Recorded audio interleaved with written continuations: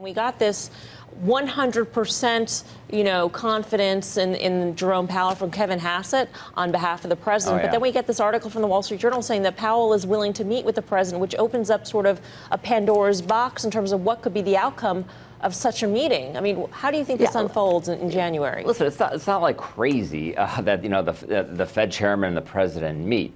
I think the risk there is that they have a meeting, and then the president's interpretation of that meeting, perhaps as expressed via Twitter, may not exactly be what Chairman Powell said. So I think there's just kind of that X factor. You don't know what the president's takeaway. Listen, I think it's good if Powell can make a strong defense of the Fed and persuade the president about the role of the Fed and why independence is important. Maybe he'll have better luck than people like Larry Kudlow have had persuading the president about trade. Maybe Powell's more persuasive. But I think it is kind of a risky move, though I sort of think it has to happen.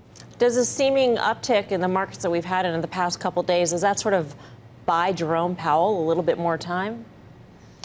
Well, time. I'm not sure. Listen, I don't think ultimately that's going to change what the Fed does. I think it's kind of a confidence-building measure. I think if this White House is smart, there'd be many more confidence-building measures. I think a strong defense of the Fed on video publicly by the president with some bit of emotion, that would be great. I think ending this shutdown, that would be a huge confidence-building measure.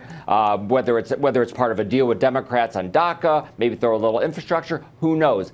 Getting that thing done before the debt ceiling in March, that would be a confidence-building measure. There could be several of those. I think that should be the focus of the White House. Forget about uncertainty. Let's start building confidence with the markets. What do you think is the biggest underpriced risk, political risk to the markets at this point? The one that the markets aren't really, looking hard enough at. Listen, everyone keeps saying that nothing will happen with tech and all the talk about, this sort of regulation, or they're worried about privacy. I think that is just going to be such a big issue next year.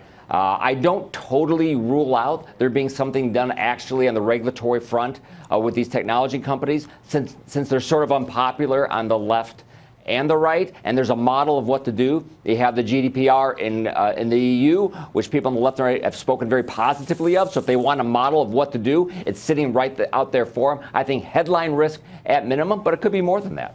Jimmy, do you think Mueller's investigation and things related to that spike significantly at some point next year? It's sort of weird. It's sort of like the dog that isn't barking. As far as if you see what economists are saying or market strategists are saying, because it's very difficult to model sort of the unknown. Much easier to model what's going on with interest rates or inflation. But obviously that could upset the entire apple cart. Throw all those forecasts out the window, depending what that investigation says. But we don't know what it's going to say. So it's sort of like we can't model it. We don't know what's going to happen. Let's not think about it. Instead, let's talk about is the Fed going to raise interest rates 1, 2, or 3 times? Joe, when we're talking about the politicization of technology and we're coming off what has been a very tough stretch for the FANG names, does that make them, in your view, less investable? Do you think that the rebound is less sure because of this unknown? Momentum has become a strategy, and that strategy will be implemented once again. If there are signs of comfort and stability in the market, the first place that investors will look in a world where you're still searching for yield is the momentum growth names, and technology provides that. I think as it relates to technology, it is such a deflationary element, and I believe the Federal Reserve is misplaced in believing that they are fighting inflation. They are probably still looking at the enemy of deflation, and it's because of technology. Yeah. Jimmy, do you want to give us a bold prediction for 2019?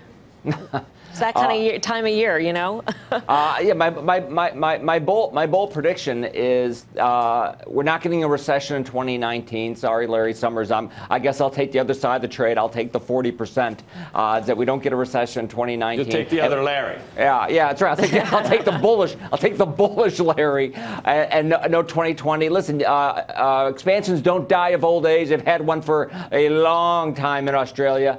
I think we'll get I'll go with a soft landing. I got to be positive heading into the new year. So no recession. Sorry, Democrats.